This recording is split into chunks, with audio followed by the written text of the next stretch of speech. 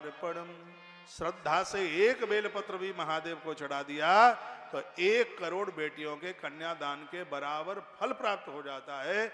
इतनी बड़ी महिमा बेलपत्र की है। इसी ग्रंथ में लिखा है कि हर प्रकार की सामग्री का अभाव है, यदि 2 चीजें आपको मिल गई हैं, एक जल और एक बेलपत्र, भगवान महादेव अति प्रसन्न हो जाते हैं दोनों को पा करके, क्योंकि जलधारा शिव प्रिया, भगवान महादेव जल से प्रसन्न हो जाते हैं। इसी ग्रंथ में लिखा है कि भगवान को एक बेलपत्र चढ़ाने से 6 महीने तक फूल चढ़ाने से जो पुण्य प्राप्त होता है उतने फल की प्राप्ति हो जाती है। आप लग के 6 महीने पुष्प चढ़ाए महादेव के ऊपर, एक भी इतने एब्सेंट न होने दें। 6 मास तक फूल चढ़ाने से जितना पुण्य प्राप्त होता है, शंकर जी के ऊपर सिर्फ एक बार में एक बेलपत्र चढ़ाने से उतने फल की प्राप्ति हो जाती है। तो बेल वृक्षों का तो अभाव नहीं होना चाहिए।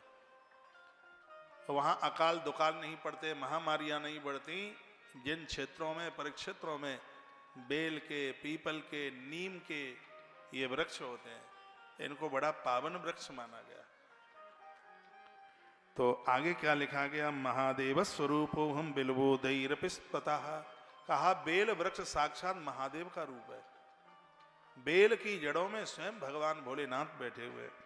यथा कचित ददे तस्य महिमा ज्ञायते कथम। स्वयं विदाता ब्रह्मा भी, सुख से शारदा भी बेल की महिमा को पूरा नहीं गा सकते। इतना बड़ा मातम है। आपका ध्यान इधर हो, इधर देखिए। पुण्य तीर्थानि यावन्ति लोकेषु प्रतितन्यपि। धरती के जितने तीर्थ हैं, ग्रंथों में 68 करोड़ तीर्थों का वर्णन किया है। ग्रंथ में लिखा है कि बेल की जड़ों में 68 करोड़ तीर्थों का वास है। और जो बेल की जड़ों में 1 लोटा जल चढ़ा देते हैं, तत्काल उन्हें 68 करोड़ तीर्थों की यात्रा करने का फल प्राप्त हो जाता है। ये बेल वृक्ष की जड़ों में 1 लुटिया जल चढ़ाने का मातम है। क्या लिखा है? पुण्य तीर्थानि यावन्ति लोकेषु प्रतितन्यति तानि सर्वाणि तीर्थान्ति बिल्वमूले बसन्ति। मृत्यु लोक के, पाताल लोक के और ऊपर के लोक के जितने तीर्थ हैं, वो सब बेल वृक्ष की जड़ों में वास करते हैं। चोटी से लेकर के तलवे तक जितनी की हाइट है, इतना सफेद धागा बेल वृक्ष के तने से बांध करके लोगों की आयु बढ़ जाती है, उम्र बढ़ जाती है। उनकी अकाल मृत्यु की जो घटना है वो समाप्त हो जाती है। इतना बड़ा महात्म्य है। बिल्वमूले महादेवम लिंग रूपेण भव्यम। भगवान महादेव का शिवलिंग बेल वृक्ष की जड़ों में होता ही है। यह पूजयत पुण्यात्मा सशिवम प्राप्नुया ध्रुवम। ये भगवान महादेव गारंटी के साथ कहते हैं। वो कहते हैं जिसने बेल वृक्ष की पूजा करी है उसकी मौत बिगड़ती नहीं है, उसको सायुज मुक्ति में दे ही देता हूं, क्योंकि मृत्यु का डिपार्टमेंट मेरे हाथ में है। ये भगवान शंकर कहते हैं। परसों के दिन में बोल रहा था, आप किसी भी देवी देवता के भक्त हैं, लेकिन अंत में महादेव की ही देहली पर जाना पड़ेगा, क्योंकि शमशान जाएंगे सब, और शमशान में रहने वाले भगवान शंकर हैं। मृत्यु का डिपार्टमेंट विभाग भोलेनाथ के हाथ में। जितने भी ये वानप्रस्थी बैठे हैं, मैं तो वैसे सबको ही कहना चाहूंगा, गुरु मंत्र में कोई भी मंत्र आपको मिला हो, ओम नमः शिवाय प्रत्येक दिन बोलिए, क्योंकि इस मंत्र को बोलने से बचपना, जवानी और मृत्यु तीनों के तीनों सुधर जाते हैं। धरती, आकाश, जल, अग्नि, वायु सबको प्रकट करने वाला ये दिव्य मंत्र है। ओम सूक्ष्म मंत्र है और नमः शिवाय स्थूल मंत्र है। इसका व्याख्यान अभी आप सुनेंगे। बड़ी अद्भुत बातें कही गई। आगे का श्लोक में बोलूं, एतस्य बिल्वमूलस्तात् थालबालमनुत्तमं जलाकुलं महादेवो दृष्ट्वा तुष्टो भवेत्लम। बेलपत्र के मूल में बने हुए उत्तम थाला, जिसको क्या बोल देंगे, थाला यानी उसमें घरुआ सा बना दिया जाता है। यदि उसमें कोई जल से उसको भर दे तो इससे भगवान शिव अत्यंत प्रसन्न हो जाते।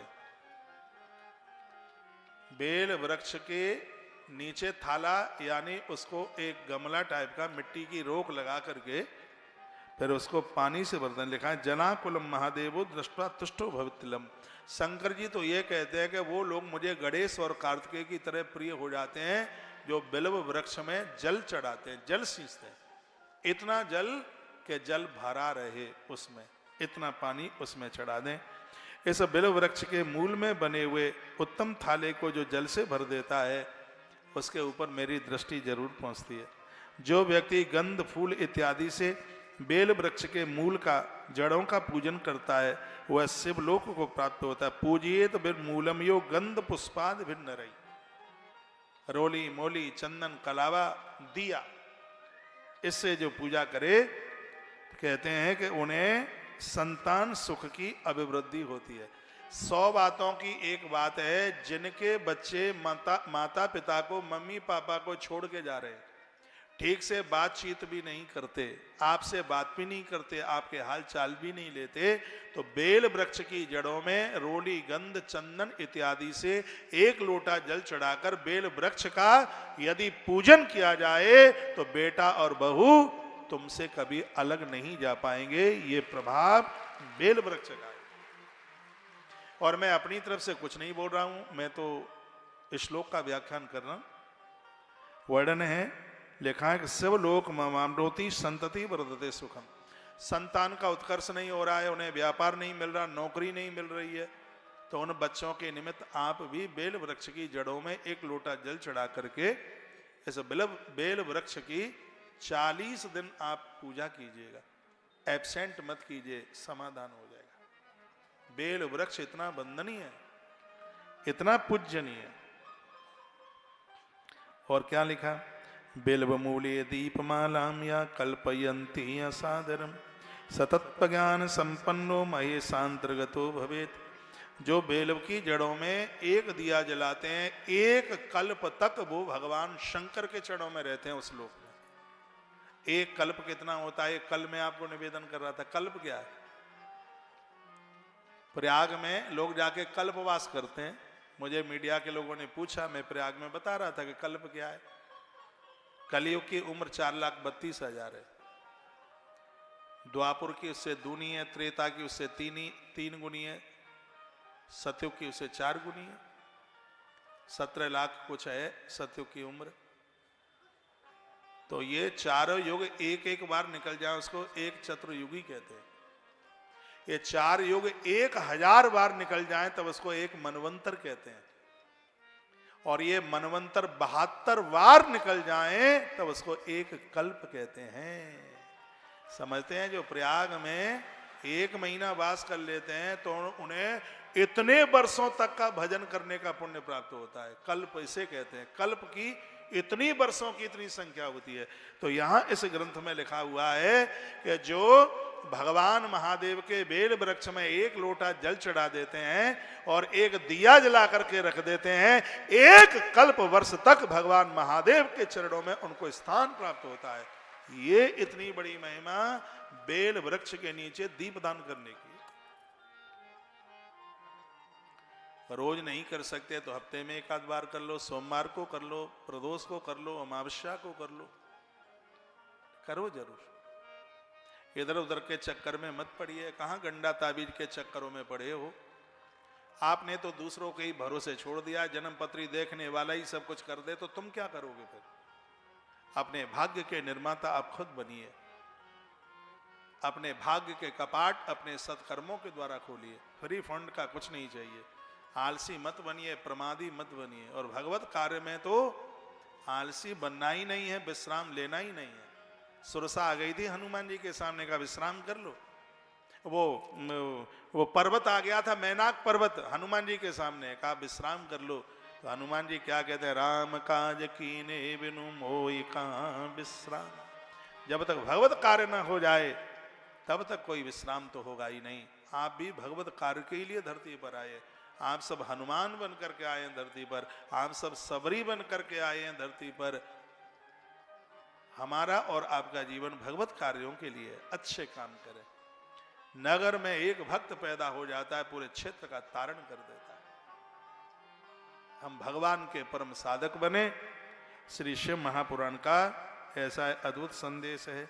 बिल्व शाखा समादाय हस्तेन नव पल्लवम।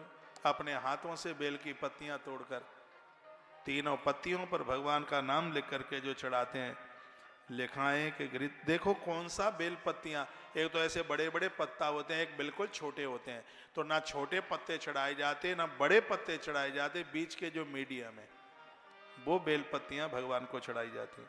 लिखा है ना, वर्णन किया, हंसते नव पल्लवम, वो ज्यादा कड़ाक ना हो, ज्यादा कड़क ना हो, हाथ में ले अपने आप उसकी पत्तियां ऊपर नीचे हिल रही हो, ऐसी पत्तियां भगवान शिव के ऊपर चढ़ाई जाती हैं।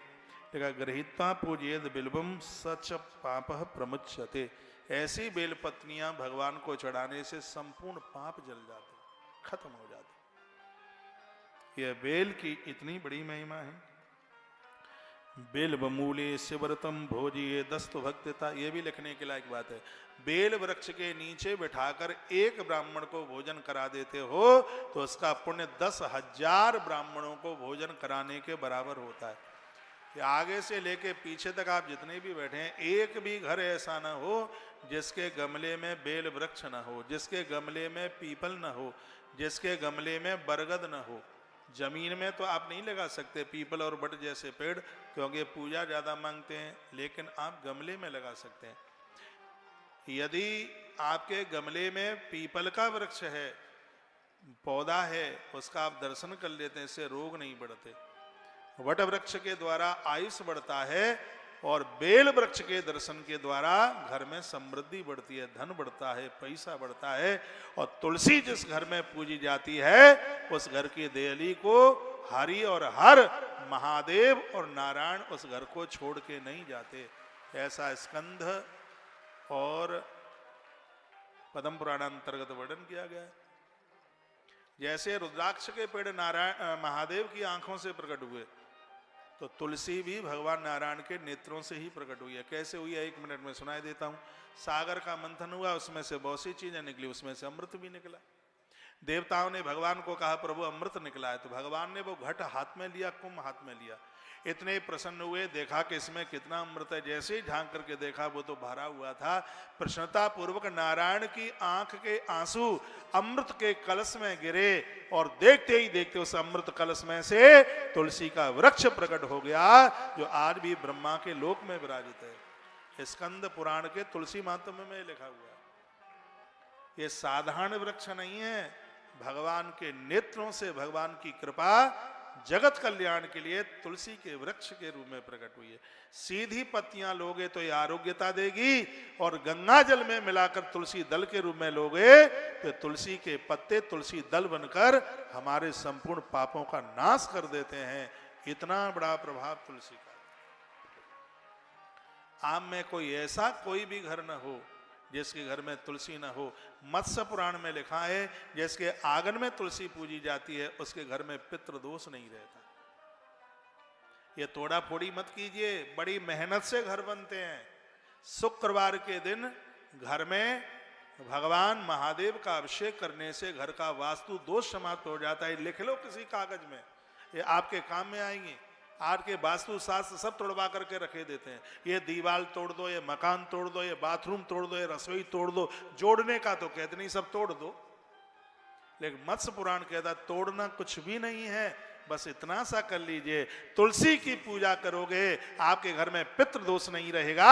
महादेव का अभिषेक करोगे तो घर में वास्तु दोष कभी भी नहीं रहेगा। अपनी दुकान में महीने में एक बार समी की लकड़ियों से हवन करो, जादू टोना नजर टोटका कभी लगेगा ही नहीं। नई दुकान का आप गृह प्रवेश कर रहे हैं, मुहूर्त प्रवेश कर रहे हैं, घर का प्रवेश कर रहे हैं, गृह प्रवेश कर रहे हैं, तो समी की लकड़ी, हमारी देसी भाषा में इसको छेकुर की लकड़ी कहते हैं।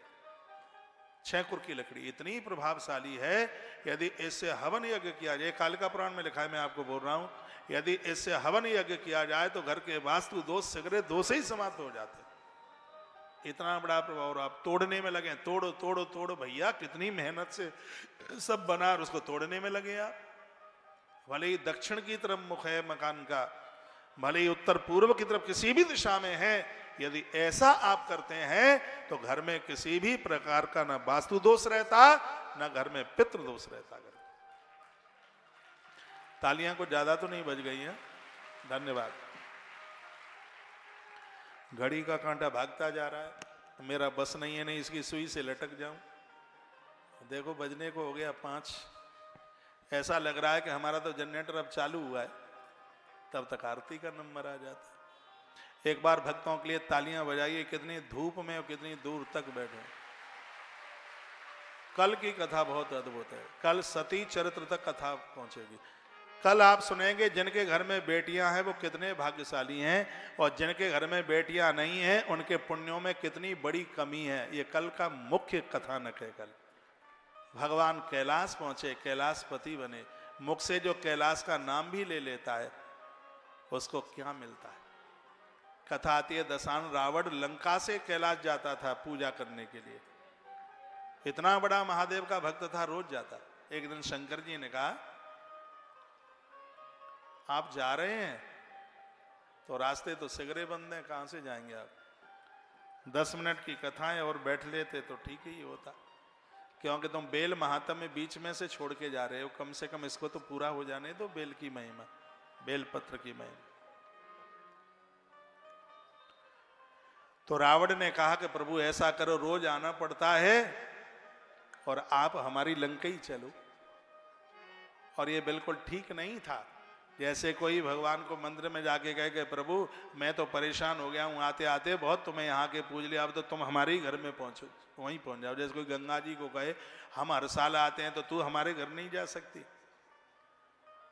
भगवान ने कहा था चलेंगे तो सही, लेकिन लेके कैसे जाओगे? तो कह दिया हमें इतनी ताकत है, सो कैलाश के सहित महादेव को उठा लिया, कैलाश के सहित उठा लिया। और जो गुरु के साथ अभिमान दिखाएगा उसका तो पतन हो ही जाएगा, भगवान ने कहा था। लेकर के चला, रास्ते में प्रभु ने बेग बढ़ा दिया, वहीं तो बैद्यनाथ बन करके बैठ गए। दुनिया की सबसे ज्यादा कावड़े वहां पर चढ़ती हैं। आइए मैं आपको प्रसंग के बीच में लेकर के आ रहा हूं। क्या अद्भुत बात कही गई है। कल की कथा को आप छोड़ना नहीं है। कल कैलाशपति की कथा है। कल की कथा माता सती के चरित्र हैं। पूरी दुनिया को महादेव ने कैसे बनाया और भगवान के ऊपर कौन कौन से फूल चढ़ाए जाते हैं। क्या भगवान के ऊपर तुलसी चढ़ाई जा सकती है, क्या रोली चढ़ाई जा सकती है। ये सगरी कल की कथा में, कल के प्रसंग बड़े अद्भुत है। और वैसे भी कल प्रदोष का दिन है, कल प्रदोष की भी कथा सुनाई जाएगी। लाखों काम हो तो भी कल उनको एक तरफ आकर के कल इस पंडाल में जरूर पधारिएगा। कल का दिन बड़ा अद्भुत है। पहले भी पार्वती मैया के संग महादेव का विवाह शिवरात्रि वाले दिन हुआ, और मैनपुरी में भी 26 तारीख को भगवान शंकर और पार्वती का अद्भुत विवाह मंगल यहां पर होगा। पार्वती मंगल, महादेव की बारात में सब पधारे।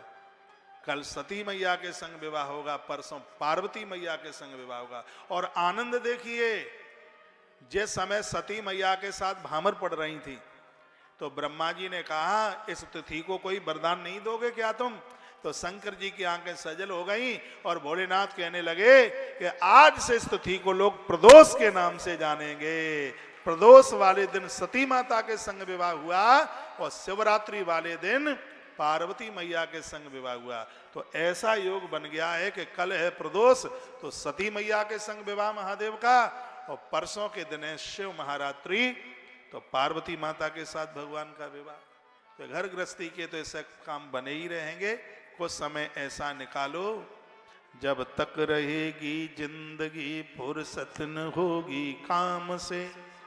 कुछ समय ऐसा निकालो प्रेम करो भगवान से, प्रीति हो जाए राम से। तो कल परसों का ये 2 दिन हमारे पास में बहुत ही ज्यादा अद्भुत हैं। मैं 2 श्लोक बोल करके इस प्रसंग को पूरा कर दूं। लिखा है बिल्व मूले क्षीर युक्त मन्नमाज्येन संयुतम यो ददास भक्ताय सदरिद्रो न जायते। लिखा है जो बहुत गरीबी झेल रहे हैं, 1 लोटे में जल गंगा जल लीजिए और उसमें गौ माता का कच्चा दूध डालिए। इसमें वर्णन किया थोड़ा सा घी डाल लीजिएगा और वह 1 लोटा जल आप भगवान महादेव का प्रत्यक्ष रूप से बेल वृक्ष है उसकी जड़ों में चढ़ा दीजिएगा। लिखा है सदरिद्रो न जायते, उस व्यक्ति के जीवन में गरीबी नहीं रहेगी। पैसा ऊपर से नहीं टपकेगा लेकिन धन आने के रास्ते खुल जाएंगे, धन आने की व्यवस्थाएं हो जाएंगी। बेल वृक्ष में गौ माता का कच्चा दूध लोटे में थोड़ा सा डाल लो, 10-20 ग्राम डाल लो और उसमें जल गंगा जल भर के थोड़ा सा घी उसमें डाल ले और फिर बेल वृक्ष की जड़ों में ईशान कोण की तरफ मुख करके और वो जल चढ़ाइए, आनंद हो जाएगा। पंचों बात समझ में आ रही है पीछे तक? माताएं, इन पुरुषों को तो टाइम होगा नहीं, ये बहुत बिजी हैं, व्यस्त हैं, आप तो कर ही सकते हैं। आपके गली मोहल्ले में जितने भी महादेव के मंदिर बंद हैं, ताला तोड़ो, उसका खोलो, मंदिर की लिपाई पुताई करो। शिवालय बंद नहीं, शिवालय खुले हुए होने चाहिए। एक लोटा जल भैया हमारी संपूर्ण समस्याओं का समाधान कर देता है। एक लोटा घर से लेकर के जाएं वो चढ़ाएं, और एक लोटा पानी मंदिर के आसपास से लेकर के वो चढ़ाएं। घर से लेके जाओगे इससे पितरों को गति मिलेगी, और मंदिर से एक लोटा जल चढ़ाओगे उससे देवता संतुष्ट हो जाएंगे। शिवालय जाएं तो लोटा घर से ही लेके जाए, नहीं कि वहीं की बाल्टी, वहीं का लोटा, वहीं का पानी, दिया बाती सब कुछ वहीं का, तुम लप लाई लप हाथ लाते हुए जा रहे। परम साधक बन करके जाइए मंदिर। फिर पुजारी से और लड़ते हैं, लोटा नहीं मिला, पता नहीं पुजारी हमारे बाप खानदानियों का नौकर है क्या? अरे पुजारी जी से अच्छा व्यवहार रखिए। भगवान कहते हम भक्त पराधीन, ये स्वतंत्र ध्वजा, मैं भक्त के पराधीन हूं। ये भगवान के स्वतंत्र, जो पुजारी का आदर नहीं कर पाएगा, भगवान कैसे अपनी कृपा की बरसात करेंगे? बहुत लोग पुजारियों से लड़ते ही रहते हैं, दुश्मनी रखते हैं, बैर भाव रखते हैं। उनका आदर कीजिए, वो भगवान का पार्षद है। बहुत ही सम्मति वाले पुजारियों से सब्जी मंगाते रहते हैं, लड़का बच्चों को छोड़ के आ जाओ स्कूल में। पुजारी नौकर नहीं है, ये भगवान का परम गढ़ है, महादेव का, नारायण का पार्षद है। इसके प्रति तो पूरी श्रद्धा होनी चाहिए। उसे तो वंदन करो, उसे प्रणाम करो। श्लोक बड़ा अद्भुत है। कहा गया बिल्व मूले क्षीर युक्ता मंत्र मान्येन संयुक्ता यो दद्यांस भक्ताया सदरिद्रो न जायते। जो बिल्व वृक्ष में एक लोटा जल चढ़ाएगा, दूध डालकर, गौ माता का कच्चा दूध डालकर, लिखा है कि उनके जीवन में कभी गरीबी नहीं आएगी, दरिद्रता नहीं आएगी, किसी के सामने हाथ नहीं फैलाना पड़ेगा।